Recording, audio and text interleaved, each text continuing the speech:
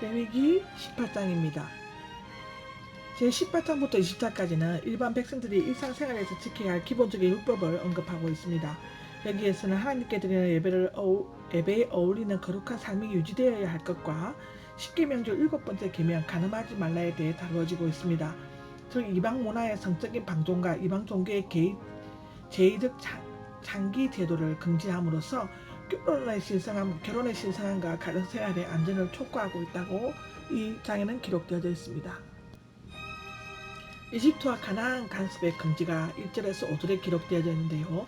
이 금지 명령을 하시면서 하나님께서는 나는 너희 하나님 여호와다 라고 3번이나 말씀하신 것은 하나님의 거룩함과 그 백성의 거룩을 강조하기 위함이었을 것 같습니다.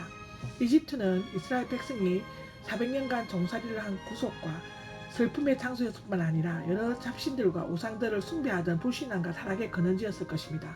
그런데 만약 이스라엘 백성이 종살이를 하던 이집트의 우상들을 섬기고 그 풍습을 따르면 그것은 그들의 구출해 내신 거룩하신 하나님을 배신하는 것이며 그의 구속사역에 역행하는 것이었을 것입니다. 한편 가나안 땅은 이스라엘 백성의 안식을 누릴 거룩한 약속의 땅이요 순례 여행의 마지막 목적지였습니다. 그러나 그곳에서 엄청난 우상 숭배와 성적 타락이 있었으며 하나님의 심판을 받아 가나안 원주민들을 쫓겨나도록 되어 있었습니다. 신명기 9장 4절에 나옵니다. 특히 가나안 땅은 메마른 지역이어서 풍요와 결실을 가져다 준다는 바알 숭배가 성행하는 곳이었습니다. 그들은 가뭄이 생기는 것은 바알과 여신의 관계가 틀어졌기 때문이라며 그것을 화합시키려면 남녀간의 성관계를 하는 모습을 보여줘 자극을 주면 가능하다고 생각하였다고 합니다. 이로 말미암아 바알 신전에서는 온갖 음란 행위가 저질러졌습니다. 그들이 가나안의 풍습을 쫓아 행하였다면 그것은 하나님의 구속의 은혜를 저버리고 하나님의 구속 사업을 방해하는 배신과 불신앙의 행위가 아닐 수 없었습니다. 그로 말미암아 그들은 가나안 원주민들처럼 그 땅에서 쫓겨나게 될 것입니다. 그들이 살려면 여호와의 규례와 법들을 지켜야만 한다고 4절 5절에 기록되어져 있습니다. 건친상간의 금지 6절에서 18절까지 기록되어져 있는데요. 도덕적 규례 중 첫 번째 언급된 것은 자기의 살부치의 하체를 벗기지 말아라고 6절에 나와 있습니다. 저 헐육길에 성관계를 하지 말라는 것입니다. 이 구절의 강조점은 간음이 금지된 것처럼 불법적인 결혼을 금지하는 것입니다. 그리고 이방 사람과의 결혼도 금지되지만 하나님께로 돌아오면 결합할 수 있었다라고 본문에서 어미나 그 자매, 어부자매, 현대유전학적을 따르면 제1혈연 단계와 결혼할 수 없다고 기록되어져 있습니다. 자기 딸과의 결혼, 특히 롯처럼 이미 금지되었으므로 언급되지 않았습니다. 그 손녀나 고모나 이모나 결혼하지 말라고 하고 또한 가까운 혈연의 가부, 즉 계모, 어붓누이, 숙모, 며느리, 형수나 제수, 어붓딸, 어붓손녀와 또 결혼이 금지되어 있습니다.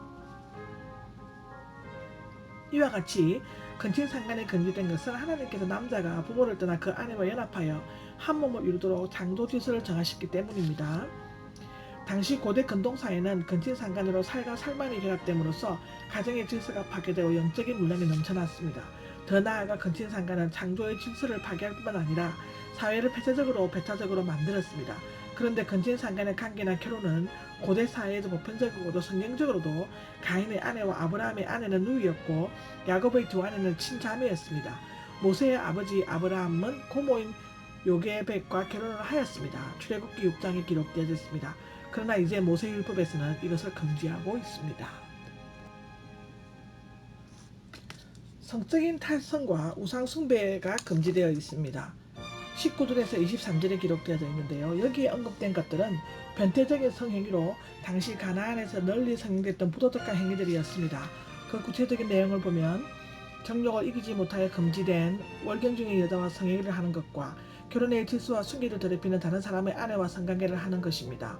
성적 행위가 수반되는 몰렉 시인에게 자녀들을 희생 제물로 주어 불태우게 하는 것, 창조 질서를 파괴하는 남자가 더불어 성관계를 하는 것, 당시 이집트나 가나안 등지에서는 크게 유행했던 짐승들과의 교섭 등이었습니다.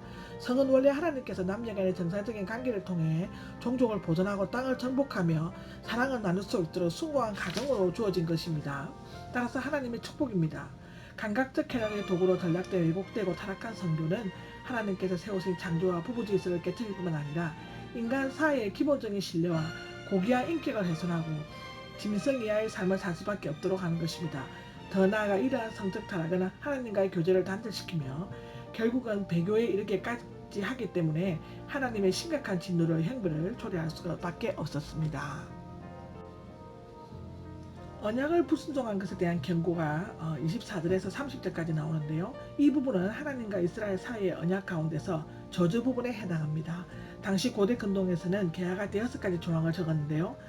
첫째로는 서문, 나는 여호와 너희 하나님이시다. 두 번째는 역사적 희고, 너희가 살았던 이집트 땅. 세 번째는 기본 조항으로 내 법도들을 행하라. 네 번째는 축복의 약속, 그것으로 말미암아 살 수 있다. 그리고 다섯 번째는 세부 조항인데요. 여섯 번째로는 불순종에 대한 저주에 대해서 기록되어 있습니다. 하나님께서는 이스라엘 백성과 언약을 맺으시면서 율법 조항에 순종할 것을 요구하셨고 순종에 따른 상급과 불순종으로 말미암은 징벌을 구체적으로 제시하셨습니다. 하나님께서는 조금 전에 이 때문에 가나안 원주민을 멸망시키려고 작정하셨습니다. 이스라엘 자손이 불순종할 때 그들은 똑같은 심판과 징벌을 받게 될 것입니다. 그 땅은 스스로 그 주민을 토해내었다라고 기록되어져 있는데요. 이 성적 타락이 하나님 보시기에 얼마나 역겨운 것이었으면 인가를 잘 보여주고 있습니다. 하나님께서 이스라엘 백성을 이집트에서 끝내신 것은 그들을 이집트의 우상 숭배와 성적 타락에서 분리시키고 가나안 땅에서 여호와의 순결한 믿음을 가질 수 있도록 하기 위함이셨습니다. 그러나 그들이 가나안인들과의 간섭을 쫓게 되면 그들처럼 그 땅에서 쫓겨나 멸망을 당하게 되고 말 것입니다. 아멘.